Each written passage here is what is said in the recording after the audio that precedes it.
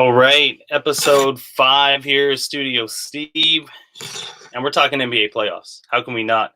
Game 3, a game for the record books. If you're Jimmy Butler, aka Jimmy Buckets. Now, this NBA Finals so far has been dominated by the dynamic duo of LA, that being LeBron James and Anthony Davis, who combined going into Game 3 are averaging close to 60 points a game, 63 points a game to be exact. Now, Game 3 was a totally different story. Those two guys took a seat on the sidelines, as it were, and Jimmy Butler came out and proved to the world what he's been talking about his whole career and why he's here in the NBA Finals with the Miami Heat. His infectious play permeated throughout his whole team, holding the Lakers to 43% from the field in Game 3, shooting 34 for 79. Jimmy Buckets put up 40 points, 13 assists, and 11 rebounds in 45 minutes of play, giving him now a total of 90 total minutes played in the last 2 games. Talk about willing your team to victory, and also giving Tyler Hero the extra confidence needed for the snarl. You can see the snarl right behind me. Tyler Hero, the Miami Heat, Jimmy Butler have made a series out of the finals. As always, I'm bringing in a good friend of mine, our basketball extraordinaire, as it were, Mr. Chris Moore, the studio. Welcome back, man. Thanks, bud. Thanks for having me. Nice intro. I like it. Nice synopsis. Well done. Sorry, I was going to say we had a chance to watch Game 2 together and didn't really live up to anything. Game 3, I know I watched at home. You watched at home. From other than the obvious, how great of a game was that to watch for an NBA Finals? Yeah, well, I think you said it pretty much all off the top. I mean, I think I texted you after Game 3. It was just basically 3 characters. It was JGB, when Jimmy gets buckets. And when Jimmy gets buckets, Jimmy wins games. And that was fantastic. It was funny, I was just reading this article before we came on. Dan Devine in The Ringer, fantastic writer. Encourage anybody who does pay attention to this, that his latest article in The Ringer came out. Here comes trouble, in quotation marks, for the Lakers. And he just kind of listed off some of the stats that Jimmy had to throw down to make sure they walked out with that win.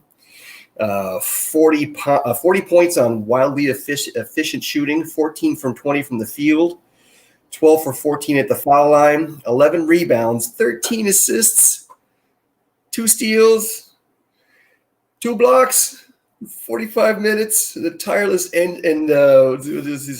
tireless engine room work, leading the short-handed Miami to a stunning 115-104 victory that cut LA's lead down to 2-1. Game 4. Game 4 tips Tuesday, 9 o'clock Eastern. So, So you want to think about those stats, and you think about his role in every series in this bubble playoffs prior to, where he was the utility glue guy that was going to do whatever it took to spot fill any holes they had on D or on offense. Last fourth quarter minutes, whatever was required, Jimmy was the guy that was going to step in, show the medal, and kind of live up to his. I want to say the self-created myth that he has engineered over the last 10 years of his career in the NBA.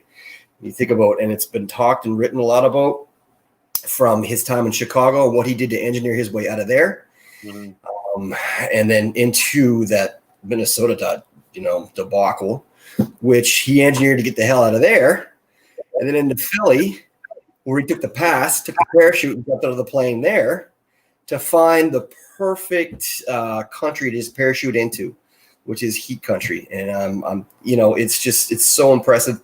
You and I, along with everybody else, has, said that this series was done. I don't think anybody's really changing their mind about how this thing all ends up. But like, if Jimmy Butler's going to write another chapter in his story, this is it. This is the one that really gets him over on the Chicago, the Minnesota, and the Philly days. Yeah, totally. And you said it there, man. Like, Jimmy Butler has provided, he hasn't had to have these kind of games because Bam's been in the lineup, because Dragic has been in the lineup. So he's had to just be that utility glue guy, the kind of locker room guy, the guy in the huddle, and the guy that's going to score 33% of his points in the fourth quarter. So he normally comes out and just does that in the end because he's a closer. And, he's been a closer his whole career. He's the ball guy. He wants the ball. Yeah.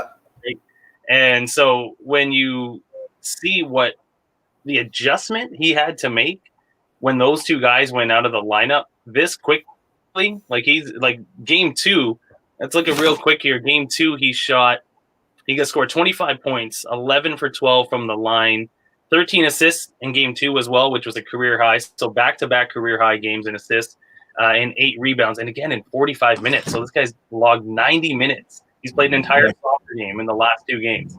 Mm-hmm. And so this guy, and so part of that, and as you just alluded to, I don't think everyone is thinking Jimmy Butler's going to come out and score 40 points and play 45 minutes every game here on in until the end of the finals. And I think, for what it's worth, everyone still is sticking to their guns in terms of who their predictions were going to be. Paul Pierce, you are wrong. It's not a sweep.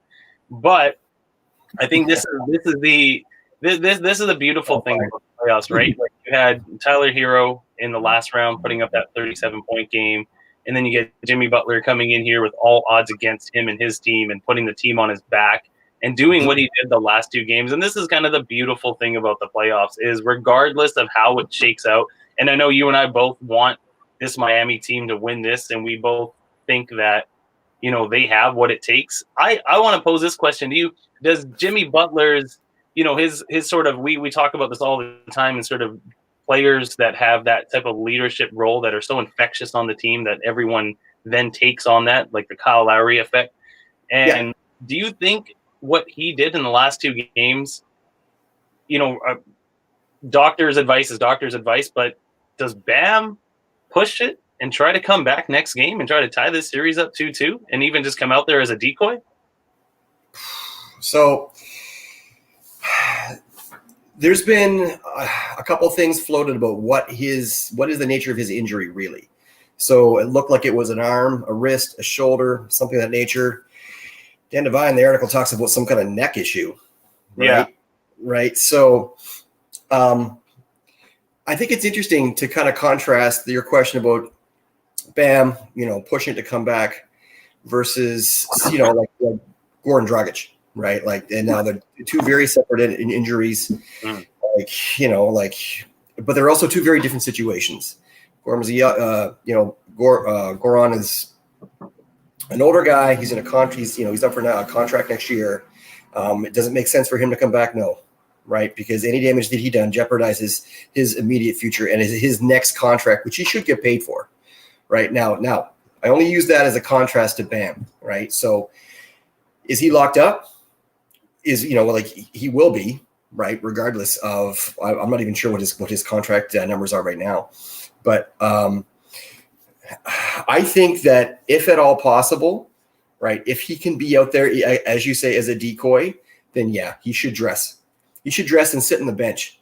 And if they can get him in for a couple of plays, they maybe start him, take him right out. Like, if he can run and he can guard and he can at least act, I mean, it's going to become pretty apparent if he can't move and he can't go. But I think at least, the very least, you dress him when you put him on the bench. Now, here you just brought up a point about, if he can guard.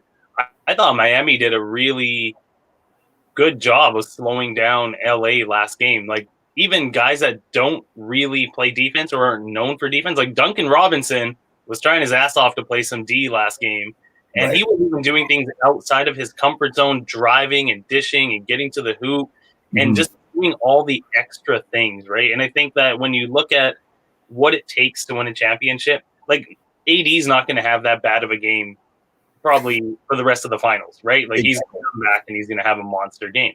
And if it's the next game, it'll be the game after that. The guy's been averaging 33 points, shooting 63% from the field in the finals. Like everyone's going to have a bad game. But I think also part of that bad game came from Miami reacting and actually putting up the defensive pressure.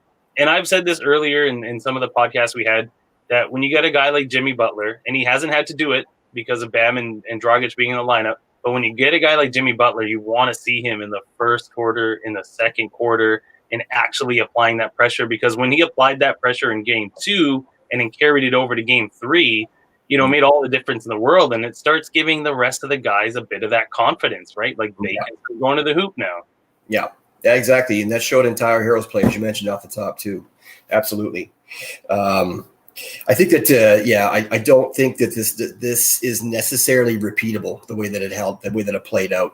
I don't think that the Lakers are going to let him rack those stats up again. I think that they had KCP on him.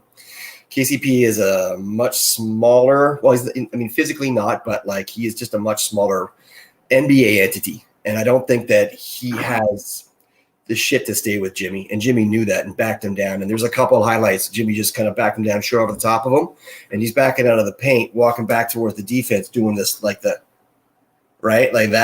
which is like too small to guard me, right? Too small of a man kind of thing. So it was one of those kind of the man up equations. I think that the foul trouble for AD was a big deal early on. They still played a lot of zone, Miami. They played a lot of 2-3 zone. They did a little bit of box and one, I think, in there too. That's LeBron has already shown that you can pick that apart, right? Like, and and Kelly Olynyk played well too. Kelly Olynyk he had some major threes. He had some big buckets. Tyler Hero showed up. I mean, the snarl play is the one that you want to put on the poster, right? But like he had some fantastic layups, some good cuts. Guys were moving, and Jimmy has totally inspired them, right? Like it really is a big nut up game for him. And again, I don't think this performance is necessarily repeatable because I think LA has got some plans. I think they can make some counters. They can make some moves, right? I think LeBron is just too smart a player, as we've already talked about in this player. He's the most intelligent man's ever stepped on a court. He just consummate grandmaster when it comes to just seeing guys move and what to do and how to break it. And the zone is just too it's just too weak an entity. And if Miami can't play man on man D, and they can't, it's a valiant effort. Where you go down swinging, and you know what? It gives everybody, puts a smile on everybody's face, even people that are maybe like just diehard Laker fans, to know that they get to see some more basketball. They get to see guys really try with heart, like the desperation that generates the adrenaline, which fuels a 40-point, 13 assist, 5 steal, 4 block, whatever it was for Jimmy buckets, and. Yeah, man, I want to steal all the time, man. So that's what I think about. That's what I think about that. No, this actually is great because this will lead us into what I want to talk about in the next segment, which is the Miami Heat team basketball culture. And you kind of alluded to this in the beginning on the intro about how Jimmy Butler has found his home, and it's crazy you said that because those are the exact words that I wrote down earlier today, that this guy has been, like you mentioned earlier, through Chicago, through Minnie, through Philly, just trying to find not only the team, but I think really finding the disciplinarian, finding that coach, finding that sort of culture that can kind of harness him and really that lives and breathes winning. And, I think that's something he talks about a lot. And he says a lot in interviews that the accountability he holds his teammates to is of such that if I've seen you do this before, if I've seen you put up 37 before, you got to be able to put up 37 every game. You know what I mean? Like, what is stopping you from doing that? Now, you and I both talked about this recently. We've seen him, and this was in March, actually, when Jimmy Butler was on the podcast with JJ Redick. Yeah. And he talks about how confusing the situation in Philadelphia was for him, where he felt like the direction wasn't coming from anywhere in particular. It was coming from all over the place, and it was misguided. So you see this like heat culture, and and you start at the top, right? And you look at Pat Riley, and a guy that has had, it's shocking to even say this, but 51 years of professional NBA experience, from player to inconceivable. And he's got like it's nuts, right? It's crazy to think about. 51 years, man, for someone to spend that much time in the NBA on every level, and to be a champion virtually on every single level as well, right? And then you got a guy like Spoelstra, who's been with the team for 25 years. So for half, so for like you think about, in half that time he's been with the team, he's been the coach, and he's the second most tenured coach in the league behind Greg Popovich. So when you look at how this team functions from top down, like the leadership is there, it's solid, it comes from a position of fundamental sound basketball knowledge and like this deep appreciation for winning. And it's such a different team to look at comparative to that LeBron team, because you would see Pat Riley in the stands agitated. Like you could just see him just not really digging that team and not really digging in that culture, either with Spoelstra for that matter. And now when you see those guys, it seems like from their perspective, they have the team that they kind of wanted to build. Yeah, it's by no mistake. I mean, Pat Riley's in his early 70s, right? Like, you can talk about guys that look forward to retirement and spending their days on the golf course. I'm one of them. But the guys like Pat Riley are just so driven, so motivated, and have that just the dearth of experience to know that they have seen it all. They have dealt with every personality. They have figured out the winning pattern. Mm-hmm. They know what that winning pattern looks like. They're going to find the guys that have the character that reflect that. And, it's funny. What was it? The story goes that when Pat Riley was courting Shaq, he sat him down in a room and just spread the rings out on the table. He says, how you going to get these kind of thing? Like that kind of thing. Like, look how many there is. Look what's here for you to get. This is the reason why you're here. You're looking at them, right? And whether he did that or not with Jimmy Butler, just ran that back and did it again. Whatever he said the right thing, because you mentioned the interview on the JJ Redick podcast. They're good buddies, talking about his time in JUCO, right? Like junior colleges, and how you had to really work and grind. And if you gave the ball up, you'd never get it back. So it was all about facilitating for yourself, right? It wasn't about, passing the ball, getting assists, being a utility guy, because that was not going to get you to this, to the pros. It was more like a Kobe kind of mentality of just seeing daggers with your eyes and making plays. But and then learning how to do that, learning how to affect his teammates. All the great players in the end figure out, just like Jordan in The Last Dance, they figure out you need your teammates. You need other people. You can win all the scoring titles and be MVP of the league. It doesn't amount to a hill of beans, because nobody remembers that shit in the end. You're a footnote in a stats book, and nobody talks about you until you start winning rings, right? Something else that you mentioned there before, it's like when, if you put up 37 and we know you can do that, you got to go out and replicate that the next game, because we know what's in you.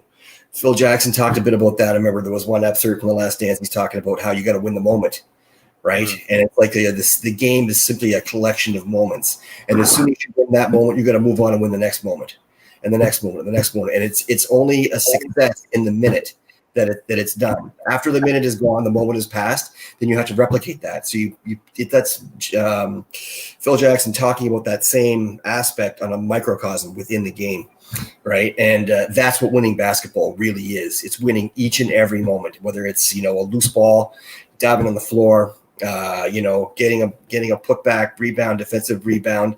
It's being in the right position, maybe drawing a charge, getting that steal. Every play, every minute, every moment in that game is winnable if you break it down to the small enough component. And, Phil Jackson understood that, and he's got 9 rings. 9 rings there.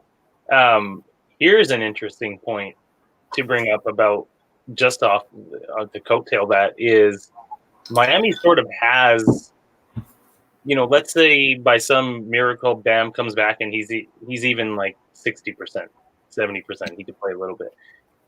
Miami has created this team with all of those kind of little pieces, like you say, like the winning plays, the winning attitudes, just the small things that happen in the course of the game, dive for a loose ball, draw a charge, the intangibles, the stuff that doesn't show up on the stat sheet.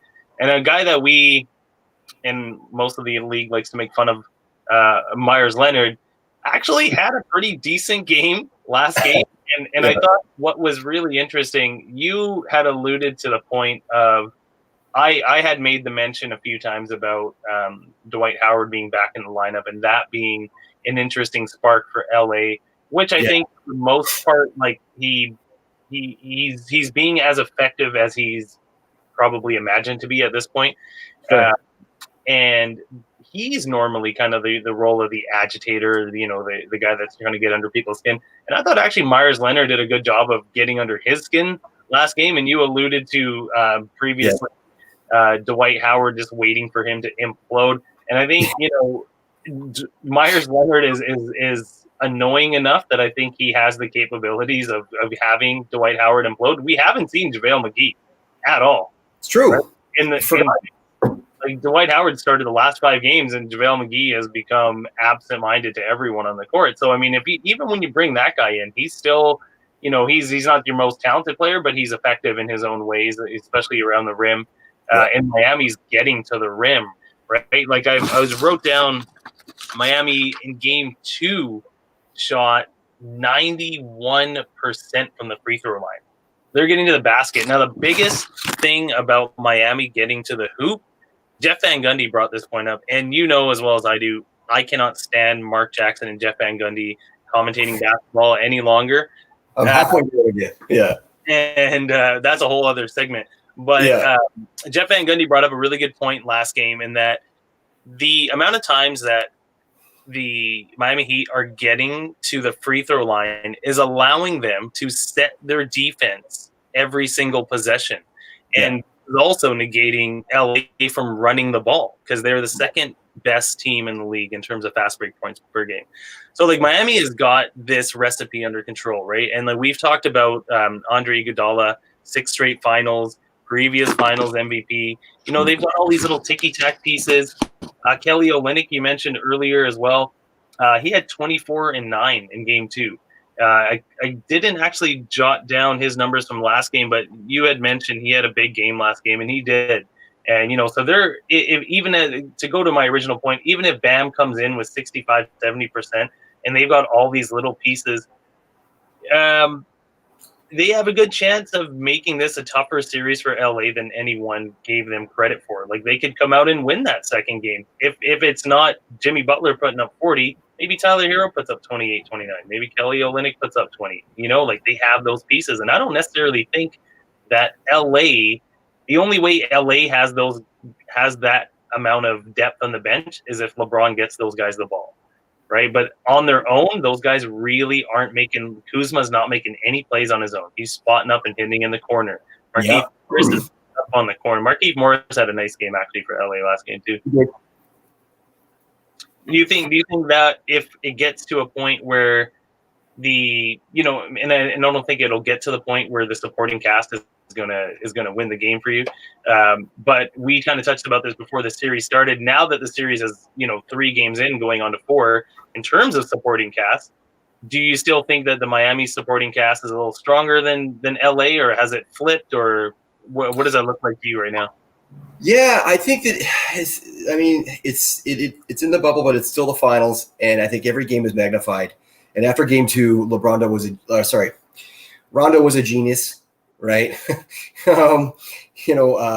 Dwight Howard was an impact player, right? I think that the narrative tends to shift from game to game because the performances do, right?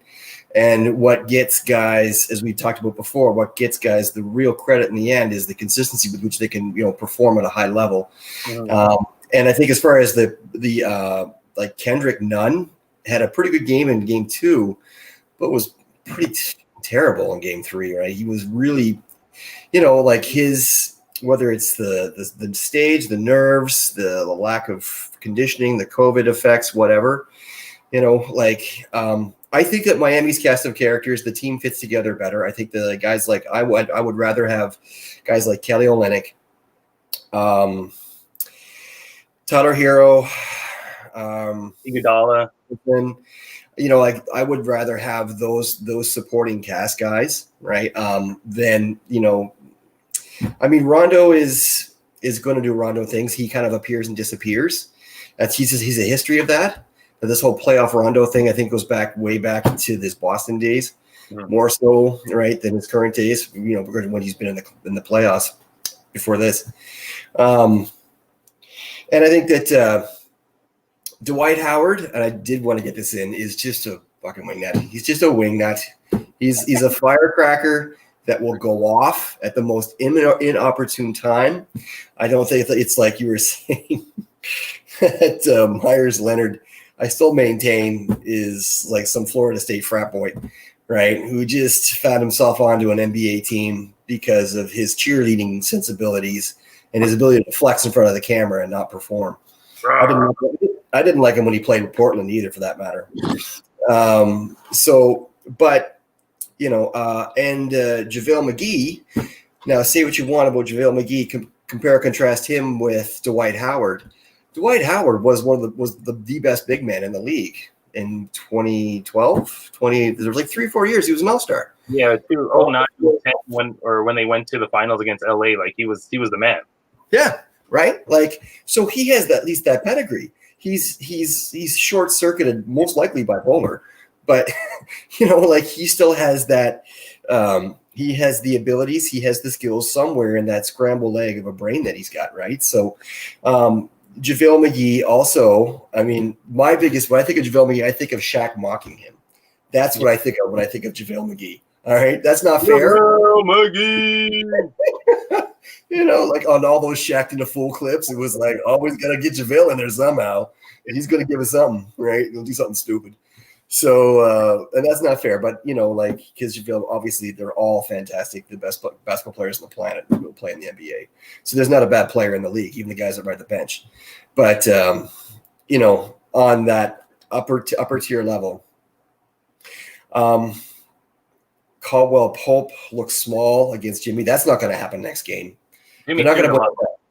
Oh God, it was brutal. He just beat him down, took his lunch, right, and then threw the bag in his face when he finished. Right, like he was. Anyway, yeah. And sorry to cut you off, but that was what I've been kind of alluding to throughout this series, and even in the last series against Boston too. Like Jimmy Butler can do that. He can do that every game, right? And like in the first, I think he was the only player since Dwayne Wade to score 30-plus points in a finals game in the first 3 quarters. So, I've been waiting for Jimmy to come out in the first half and the first 3 quarters, and he showed out, and it wasn't even like that he was just putting up buckets and not doing anything else. Like, he literally did everything on the floor, right? He filled that stat sheet like I've never seen, and even filled the minutes played. Like, he filled everything on that stat sheet. And the most amazing thing, right, that we're watching with this team is people, predicted the sweep. People predicted them not to be here. Two of their big 3 go down. They come back and have a resounding victory. You think there's any light at the end of the tunnel? Do you think they come back and, does LeBron just take over next game? Does Miami, do they have anything left in the tank? Does Jimmy Butler have anything left in the tank after playing 90 minutes in the last 2 games? Right? Because we saw this with Toronto when Kyle Lowry was starting to get worn down, Fred was starting to get worn down. And Jamal Murray happened to Jamal Murray as well. Like, you can only go this hard for so long before the gas runs out. But I think you said it earlier, if that's going to be the case, you might as well go down swinging. Basically. Yeah, it's just not sustainable, obviously, right? Nobody can do that. Jamal Murray had 2 50-point games and a 40-point game, right, in that second round, which is superhuman, right? And even LeBron, as great as he is, and as many miles as he's put on his body, he's got AD to do the heavy lifting. He can distribute. He can make the pass. He can dissect the defense. He can sit on top. He can dive to the rim. He can get the boards. He can, marshal his energy for when it really needs. They really need it, and he can let AD do all the other heavy lifting, right? And if the other guys can hit some threes and get some boards, Dwight Howard can get a putback and not freak out and hit someone. That's great. That's icing. But Jimmy doesn't have that luxury. I think Miami will start the game 4. Where are we now? Game 4. We'll start the game with more zone D, just like they did in the third, and they're going to try to just bomb threes and see if they can get hot. Tyler can get hot. Duncan can get hot. Stretch the D. Jimmy can work inside, right? Maybe some Myers Leonard in there too for some porous defense. But and then if it doesn't work, you look at the gaudy numbers that Jimmy had in that game, and you just got to think, man, that's just not repeatable. That's just not. It's not even fair, right? To ask him to go out and do that again, because LA is they're gonna have somebody besides KCP on him. They'll throw a mix. They'll throw LeBron at him for some D. They'll throw Danny Green for some D. They'll shift in some more KCP for a little bit just to spell some guys. But he's going to see double. He got all his points in the paint. Basically, all his points. He didn't hit a 3, right? How do you get 40 points? Today's NBA. How do you get that many points without hitting a 3, right? Or at least 5 threes, right? Yeah. So that is, it's just a miracle that happened, and it shows to his courage and his mettle and his fuck you attitude of never say die. And he should be, praised for that, and he should really enjoy the moment because, again, it's just not repeatable. Yeah, my brother said to me after the game, I PVR everything, so I have to watch them after they've actually aired, so I try to ignore everything and not try to spoil it. And he just said to me in a text, he said, Jordan-esque performance. And I didn't even know who he was talking about. I was thinking he was talking LeBron or AD, and I'm just like, okay. Those guys are putting up numbers all game, all series, all playoffs. I'm like, all right, But then I replied to him, and I said, look, man, that term I feel like just gets thrown around so easily and so wastefully that going back to what you said about what Phil Jackson said in The Last Dance, in regards to you're only successful when you're committing the act. You got to do it again. And Jimmy Butler won't be able to repeat that. But when we look at what Jordan did against the Suns in '93, he averaged 41 points a game in the finals. Yeah. So we can't just, and I hate it when people throw around the terms like, oh, he played like Jordan. No, I didn't, man. Jordan did it all, right? If someone did it one game, they had a really good game. They didn't do a Jordan performance, right? No, go for it. I was just gonna say, I don't know. I think that it's people use the Jordan pedestal as the Mayans, compared the sun to the water god. You know what I mean? It was. It is not. It's become a cliche because it is so true. Because and again, the whole Last Dance thing of just kind of peeling back the curtain as to how he made that happen, and his makeup, that could generate those kind of performances over and over and over again in a league that was not like touch fouls like it is now. Right? Did you catch any of the audio, right? From that game last night or on Sunday night about LeBron just screaming, they go up for a rebound. I think he was fighting for a rebound. He came down and LeBron's like, he elbowed me in the face. Somebody was trying to stab him on the middle of the Times Square or something, right? Shrieking for a bare brush, right? I think that I'm glad you brought that up, and you've brought this up before in terms of LeBron complaining. One thing that I noticed yesterday is how many delay of games he gets away with by complaining after the whistle. Like, there is multiple times in the game where it should just be an inbound off the sideline to a Miami player.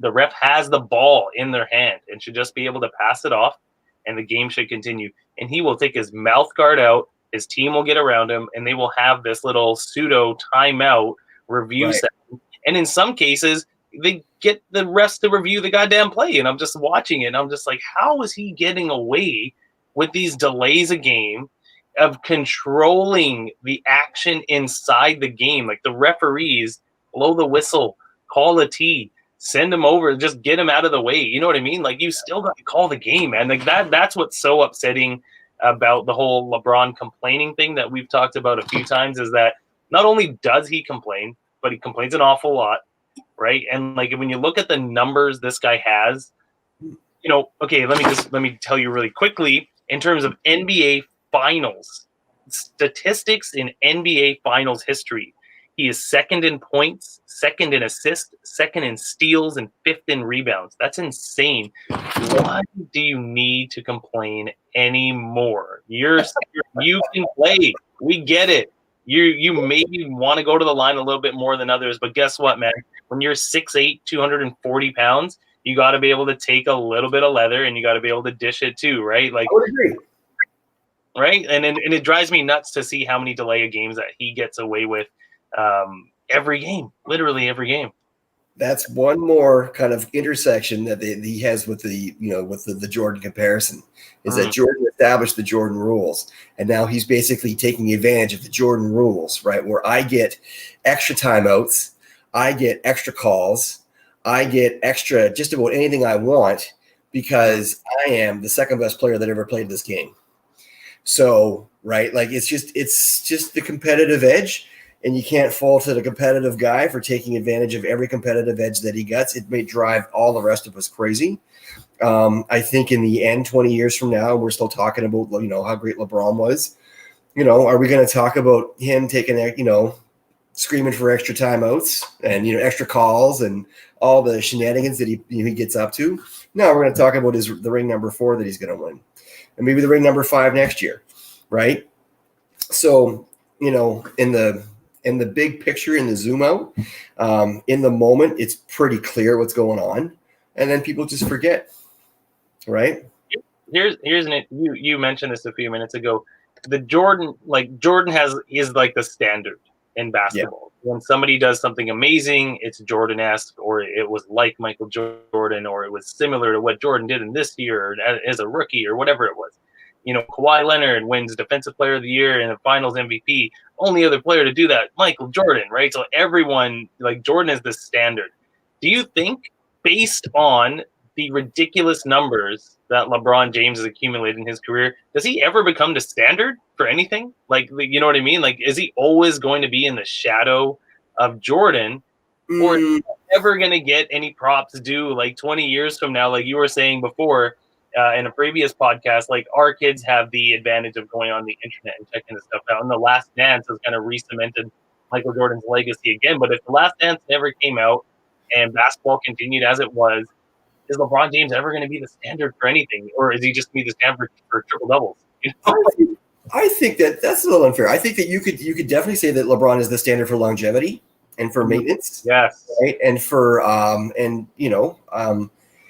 I think that you've hit at the root of that comparison with him and Jordan, right? About, like, who deserves to wear the crown, who deserves, what should we prize above all else as far as accomplishments go, right? And I think the consensus has been, and always has been, really, since Jordan retired, is rings and championships, right? And that's because that's an easily quantifiable debate to win.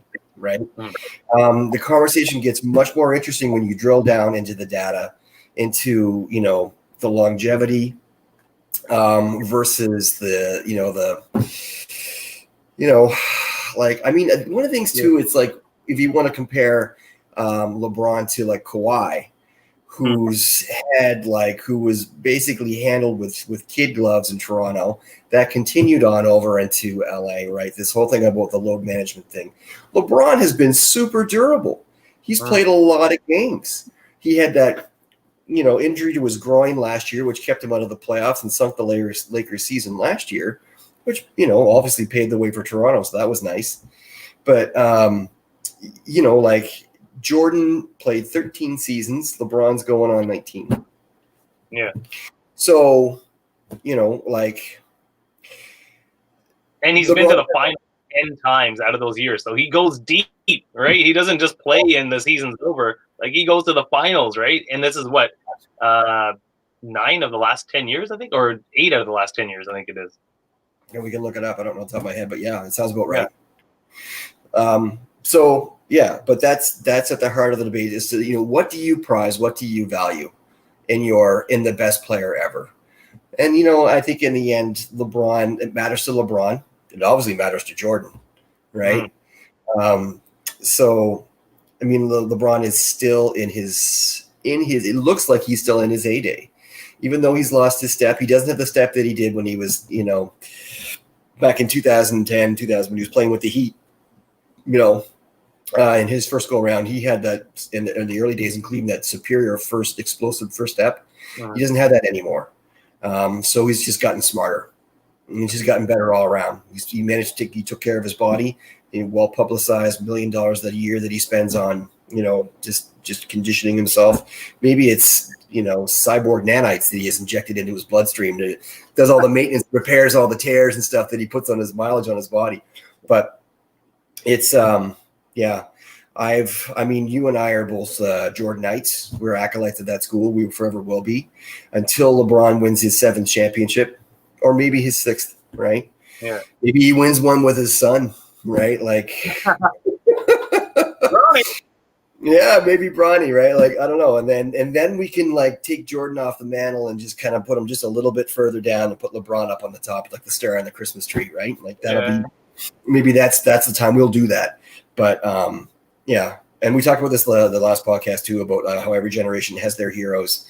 And, we talked about the whole Bill Russell thing and, how we don't really relate to that necessarily. We've heard about it. We've read about it. People talk about it, but it doesn't mean anything to us really, because we didn't experience it, so.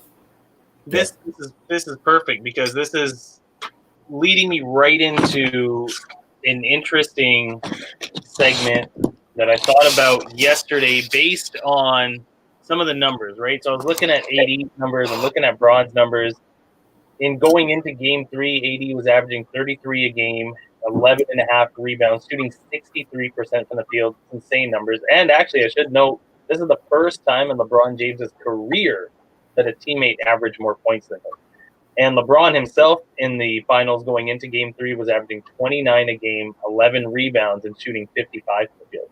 These guys are playing amazing basketball. And then we looked at, what else has been going on in terms of the younger generation coming up, the duos. So you got Murray and Jokic in Denver. I would like to still think Brown and Tatum in Boston. Oh, yeah. So many great players coming up. I don't really know who the second guy would be for Donovan Mitchell out in Utah. I don't really want to say Gobert, but I guess he's kind of like the only other person as far as like a duo or a tandem is concerned. I thought off the top of my head, okay, in no particular order, although I could tell you who number 1 would be. The top 5 duos in NBA history. Just looking at all these guys coming up now, I start thinking about, man, who did I watch? Like, who were my favorite duos growing up? Of course, Jordan and Pippen, right? Yep. Like, you can't go wrong. These guys played together virtually their whole career. I think Jordan was drafted 3 years prior to Scottie Pippen, but they played together their whole career, won every title together, were the dream team together. They won, multiple gold medals, and they rewrote kind of how basketball was played, especially from the guard perspective. And in no particular order, I'm just going to give you my top 5. We could discuss them. You can give me some. We can just get into it. Also, factoring in and also not factoring in historical timelines, because I don't have Bill Russell and Bob Cousy on this list, but I'm sure somebody else probably would. Yeah. Bob Cousy. My top five: Jordan Pippen, Stockton and Malone, Okay. Kareem and Magic, Mhm. Shaq and Kobe. Yeah. And this one, I said this one to somebody earlier today, and they thought it was, I don't know, not necessarily controversial, but they didn't agree with it because they thought one of these players should have been swapped out. But I said Steph and Clay. And the person I said this to said it should have been Steph and Kevin Durant. And I was like, I don't know, man. Clay and Steph have been playing there together a lot longer. And they pretty much, in my opinion, they changed the way the NBA plays in terms of how the 3-point line is now something that you have to have in your arsenal as a player. I don't care if you're 7 feet, you got to be able to shoot a three. And every team in the league has to know how to play small ball and be able to shoot threes. Yeah. Yeah, no, I have no problems with anybody on that list. That's a fantastic top five duo list. It's funny, like the recency bias. I mean, like AD and LeBron haven't won anything yet, but they put together 2 back-to-backs. Do they get in that conversation, right? Like of best duos of all time, right? Like and it's funny how the best of conversation can break down to best player, best duo, best front court, best back court, right? Like that's another way to kind of separate that duo pairing up. Is it best front court, best back court? Is it one front court, one back court player? Like how do you really kind of establish the metrics on that? Yeah.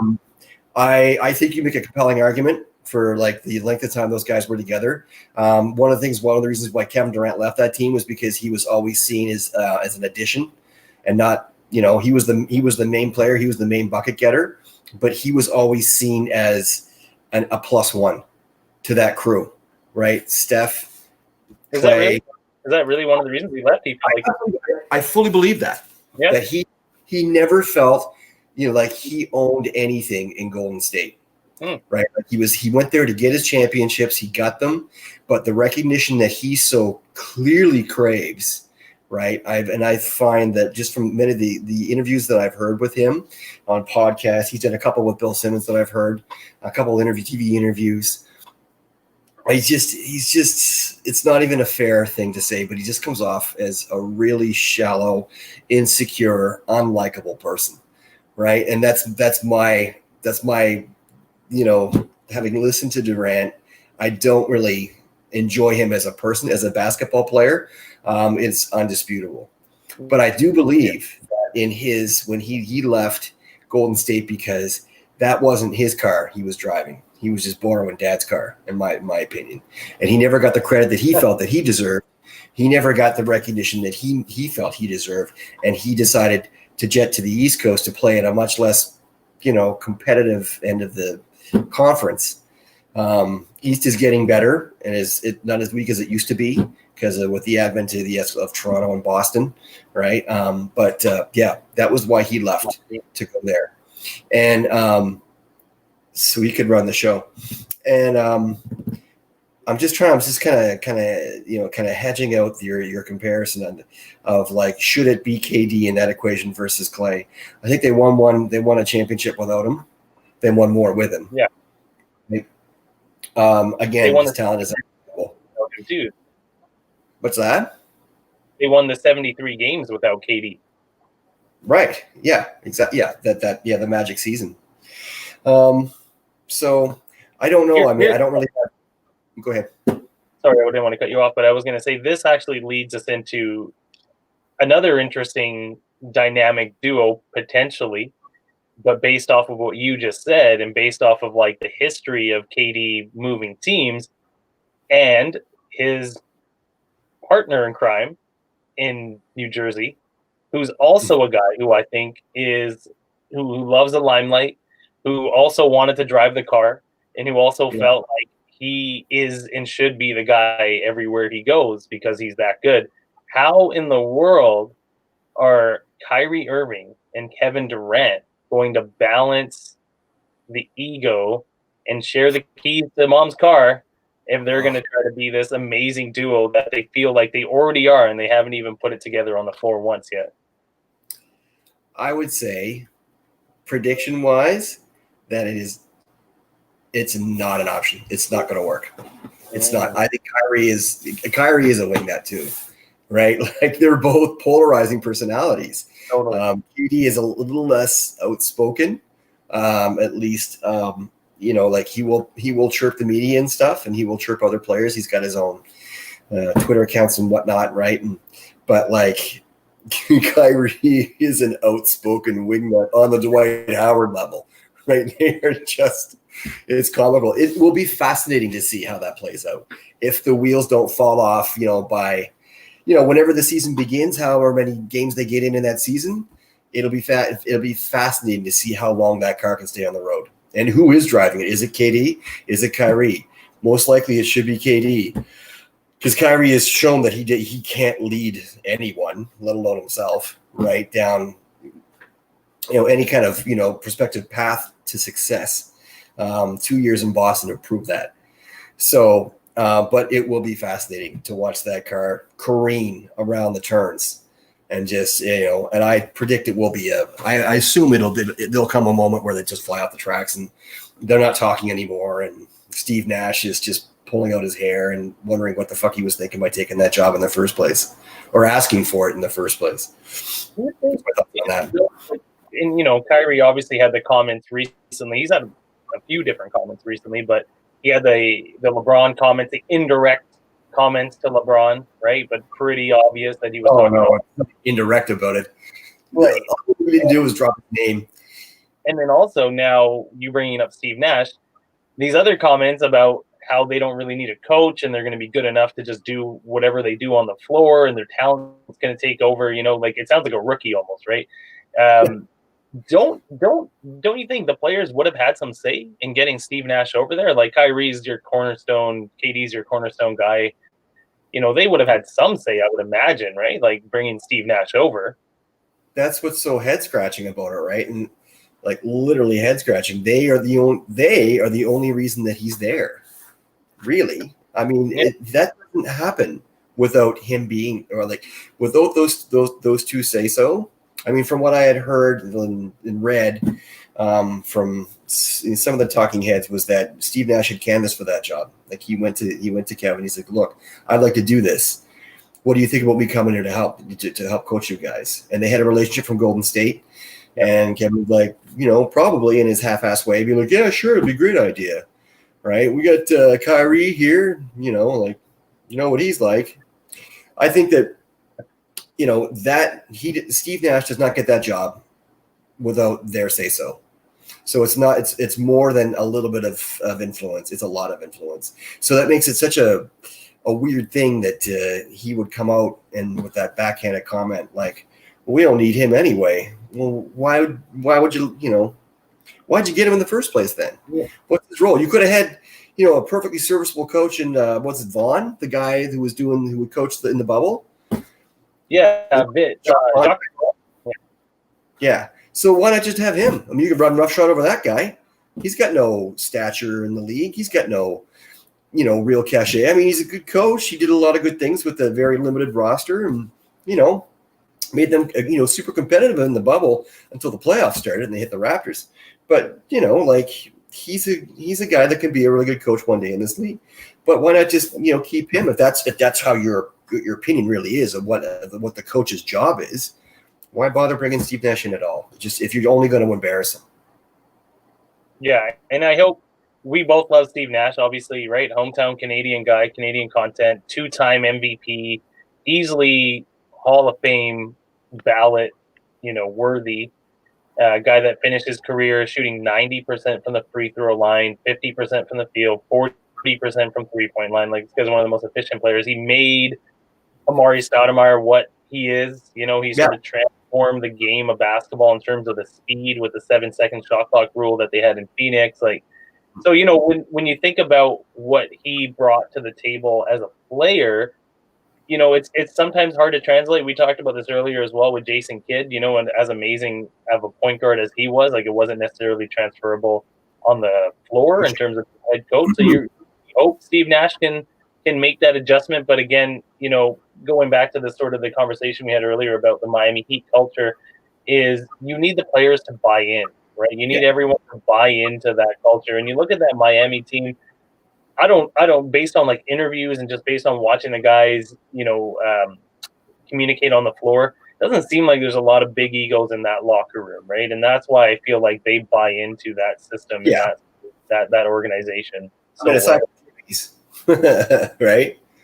Aside from Jimmy's, but I mean, like they all look up to him. They're all younger guys, right? Yeah, like the oldest guy in that team, next to Udonis Haslem. Yeah, they should suit up. They should suit Udonis up. He should play some minutes. We talked about this the other night. We were watching the game. They should put him in that game. He should few whacks at LeBron, few hard fouls at AD. That'd be good. Why not? Worse than Myers Leonard. Get him 6 minutes, 6 fouls, right? Get him in and out. Get him in his last finals for his, for the rest of his career. He's played his whole life in Miami, right? Like, give him, and this dude looks ripped still, right? Like, he looks like he can still play. Yeah. He's getting garbage, but right. And just put a few Charles Oakley fouls under the rim. That's all you need. Yeah. I'm not advocating for goonery. Just saying that, but Hey man, it worked for the Pistons. It for some reason has left the stratosphere of basketball for the last 20 years. I don't necessarily want to advocate it, but I wouldn't hate it to see it around a little bit more. I loved the Knicks and the Pacers of the 90s. I love that kind of basketball. I love street ball type of mentality with the finesse of everything else that basketball provides. It is a beautiful game if you can put together all those pieces. And I feel like for one reason or another, I don't know if it's insurance policies or the union or players, the knock on players is that players are soft or whatever the case is. But I mean, you look back at how effective that style of play can be. And like you said, Myers Leonard, Udonis Haslem, you bring them in. We're just trying to win a championship. You bring them in for 10, 12 minutes to play a little bit of rough ball. And I'm not saying to hurt the other players, but to make an impact and to change the sort of the vibe of the game. You know what I mean? Make a player scared to come to the hoop, right? That's what Indiana played when they had those Davis boys down there. It's like, if you came to the hoop, you're going to hit the ground. And you probably won't go back to the hoop for the rest of the game, right? And you think about how effective Miami's been in the paint. Imagine if their opponents were scared to come to their paint, right? They could just alter that whole game just by doing that. And this is a weird finals, because I think when we talked before the finals tipped off, it seemed like it was going to be pretty evenly matched. Bam was playing out of his mind. Goran Dragic was turning back the clock and doing his thing. Jimmy was just being Jimmy. Tyler Hero was playing amazing. And because you had all those offensive threats, everyone else felt comfortable and confident to go put up buckets when they got in the game. Obviously, after game one, it seems like a whole different series. You lose 2 of the big 3 on Miami. Yeah. Game 3, Jimmy Butler puts up record numbers. And so we're going into game 4, which is tomorrow. I don't even know where the hell to go with this game anymore, right? I'm so unsure with this series. And like we talked about earlier, does this inspire Bam to try and suit up and be a decoy and come in? Let's do a pick 'em here, man. What are we thinking for next game? Where are you thinking this game's going to go? Okay, all right. So it's another one of those kind of head versus heart picks. I'm going to say my heart's with Miami. I want to see them even it up. I want to see Jimmy go off and see the kids bomb threes. Yes. And we maybe Bam steps in, plays a few meaningful minutes. That would be awesome. What my head tells me is that, as I mentioned off the top, the Lakers will make the adjustments necessary to put the finishing touches on the zone. I think they're going to surround Jimmy with double teams. I think LeBron's going to be instrumental in that defense. I think KCP plays part-time spot duty on defense next game. I think that they're going to be really conscious of putting AD in situations where he's not fouling out early, right? Like Miami's really got to go at him again, try to get him in early foul trouble. There may be some recoil from the refs too. influenced by LeBron, like touch fouls, that kind of stuff. Yeah. We'll see.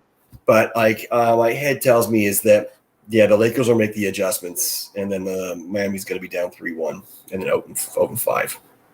Yeah. But you know what? Maybe Jimmy conjures the magic. Maybe he finds a way. We did last game. Anything's possible. That's why you got to watch, right? Yeah. That's why you have to watch the game now, because that last game happened. Now you have to watch the next one. Otherwise, maybe I'm not even watching Game 4 or Game 3. Yeah. Game 2, I think, had the lowest television ratings of any NBA Finals game. We turned it off. We didn't watch the fourth quarter, right? Like, it's just too depressing. Here's I don't know what they ate for breakfast before Game 3 or what they did, but I don't know if you saw Jimmy Butler pregame on the court talking to Rachel Nichols, and he just seemed like a different person. Like, he seemed super energized, super confident, super positive, and she even made a mention to that. She was just like, "You seem really positive about this," and he's like, "You know what? We're going to go out, we're going to play. We win this game, it's a whole new series." And then you see him on the floor saying they're in trouble. Like, he was chirping on a bit too during that game. And then you see the Carl, from our boy Hero in the back, and everyone else pitching in, like, to go with the pick'em. Like, my initial response, from my basketball mind wants to say AD and LeBron are going to come back and they're going to win that game. But when you watch that last game, the whole Miami team took on this persona, which seemed like they've been playing with all playoffs long, that disappeared for the first 2 games of this series. And all of a sudden it returned, and everyone seemed like they were clicking. I think that I'm just going to go against the grain. And I think that, and this is hard to say because Jimmy Butler's played 90 minutes in the last 2 games. I don't think he repeats his performance, but I think he inspires a performance from somebody else on that team. And they're going to make this a lot closer game than people give Miami credit for coming into Game 4. I don't know who it is. And it can be anyone, because they got a number of guys that can just be streaky, or it could be a handful of guys, because they have a handful of guys that can do that. And I think they played that last game by committee on defense, on offense. And like I said, Duncan Robinson was doing things he doesn't normally do. He was driving, he was dishing, he was trying to play defense to his best of his ability. They were very, very active on a whole. I think if they bring that same mentality back to Game 4, obviously I don't think AD will have that bad of a game, but some of those fouls he picked up were ticky-tack fouls where he was trying to go over screens, and I think a lot of that was Miami was finally getting him to move on the defensive end. You're not getting those bigs to move, and they're just hanging out. They're sitting around waiting to block shots, and they're not having to cut over screens and they'll do the actual legwork. They're going to be fresh, and they're going to be able to read the defense, and AD's smart enough, arguably should have been the Defensive Player of the Year, and LeBron arguably should have been the MVP of the season as well. These guys are too smart. So I think if Miami figured, and Jimmy Butler said it pre-game, he said, "I think we figured something out." And I think maybe whatever they figured out was something to do with the movement, because they seem to have LA moving an awful lot, and which gave them the opportunity to live in the paint all game, right? And get to the free throw line, stop LA from running, set their defense.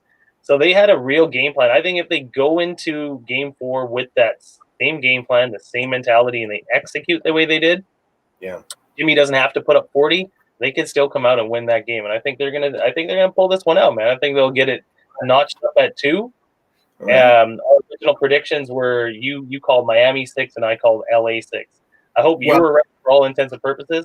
But I think Miami pulls it out, man, tomorrow night. Like, I have confidence in the way they look. I call Miami in 6 because I thought, and I said this to you before, that I thought that if it goes to Game 7, that there'd be too much ref skullfuckery going on, right, and calls, right, that it would impact the game. So it needed to be 6. Now, having seen where we are now, it's I mean, I like the idea of what you propose, and I think if all the dominoes fall that way, then they get a shot. It's not a guarantee, but it's a shot, right? One other thing I did want to, before we wrap it up, so chirping LeBron, right? Jimmy chirping LeBron. That's what you need to do to him, right? LeBron has shown in the past that if you just kind of back off and awe of him, he'll just take all those extra inches and turn them into miles and run away with all the stats, all the points, and the game, and the championship in the end, right? If you chirp him, you get up in his face, he's not Jordan that way, right? Yeah. He's the guy that's going to be like, oh, that is that how it is, right? Is that how it's going to be? Like, he's not that guy. He's the guy that he'll stop up short. And I think that Jimmy Butler really taking it to him and getting in his grill and chirping him, I think he's going to do more of that. I think he does. Yeah. It's going to be less of awe and more of like, fuck you, right? And come at him. And that is the way to get in LeBron's kitchen and to really make a difference as well. I think he should definitely do more of that too. That's a great point, because you're right, man. LeBron doesn't necessarily take to criticism and trash talking like Kobe would or like Michael would or Garnett. There's guys in the league that took that and were like, oh, great, man, you've stoked this fire a little bit more. You know what I mean? It's going to be like, now you better watch out. You're right, though. LeBron's not that guy, man. He doesn't have that Mamba mentality. He doesn't have that put your foot on your throat, kill switch. That's not his game. No. And I don't think anybody really is on LA, right? Really, like for all intents and purposes, LeBron is a really good person and a nice guy, right? He doesn't have that Jordan-esque fire, which is, not a criticism necessarily. It's just like when you put yourself in a situation like he was in game 3, right? When Jimmy gets in his face, he backs off. He backs up. Right? Like he takes a second, he assesses, right? And it's and that opens the door for guys like Jimmy to push through and step through. And he did come through in that game, right? So that's great, man. Yeah, I'm looking forward to it, man. I'm stoked. Game 4, like this has been a really interesting take on basketball. I think it's worked out really well for all intents and purposes throughout the bubble, the restart, the playoffs. The competitiveness, the level of competition, I think has been just amazing. I love not seeing the fans as much as I'm a fan of basketball. Like I like this. It's weird and I like it. You know what I mean? Like tennis looks weird, baseball looks weird, basketball totally is fine. Like I'm enjoying it because the camera angles are of such that you don't really need to see the crowd to be engaged in the game. The game moves so fast that you're just locked in. And this finals is, say what you want. I think the storylines going into it, the teams, the way they got here, the upsets, the buzzer beaters, everything involved, like it's pretty amazing, man. And I think so far it's been a really interesting series with the exception of game 2. And I think, like I say, man, Miami is going to come out next game 4, hopefully tie it up, and then we'll see where we go from there. And then we'll talk maybe after that game or leading into the next one that could potentially be a closeout. And and hope that it gets to 6, right? In any case for either team. Always a pleasure to have you on, man. Always love hearing your analysis, your insight, and let's touch base after maybe next game or game 5, and hope for and hopefully by that time Miami will be up or tied. Yeah, man, hit me up. I'll come through for sure. Thank you. All right, man. Studio Steve, episode 5, talking NBA Finals. We're going to be back in another couple of days after Game 4 and Game 5 wrap up. Until then, thank you for tuning in. Chris Moore, Steven Samuel, rocking a mic. Yeah, bro. Peace out.